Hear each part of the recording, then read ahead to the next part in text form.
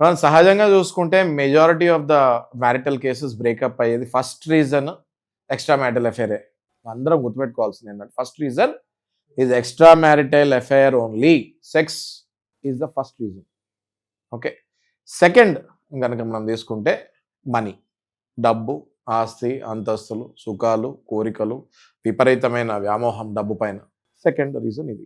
There is no other reason అండి నారాజు గారు. ఈ భూప్రపంచం మీద ఇద్దరు విడిపోతానికి ఇంకో మూడో రీజన్ ఏంటంటే ఇద్దరులో ఎవరో ఒకరు చచ్చిపోవాలి. ఓకే, అది డైవర్స్ కిందకి రాదు కాబట్టి ఈ రెండు రీజన్లు.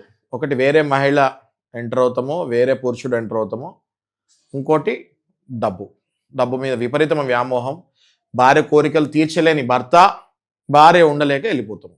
లీగల్ సపరేషన్, జ్యుడిషియల్ సపరేషన్ ఎట్లా ఉందో దానికి ఇంకొక వర్డ్ ఉంది, డెజర్షన్ అని. దానికి చాలా మంది కన్ఫ్యూజ్ అవుతూ ఉంటారు. There is a difference between desertion and legal separation. Legal separation మనం చట్ట ప్రకారంగా తెచ్చుకుంటాము, కోర్టు ఆర్డర్ ఇస్తుంది, చట్ట ప్రకారంగా వీళ్ళు కొన్ని రోజులు డైవర్స్ లేకుండా విడిపోయి ఉంటారు, ఒకరినొకరు డిస్టర్బ్ చేసుకోకుండా. వేరేస్ డెజర్షన్ అంటే ఏంటి అంటే భార్య కానీ భర్త కానీ ఒక పార్ట్నర్ని వదిలేసి 2 సంవత్సరాలు ఏ రీజను తెలియకుండా కనిపించకుండా వెళ్ళిపోతే అది డెజర్షన్ అంటారు.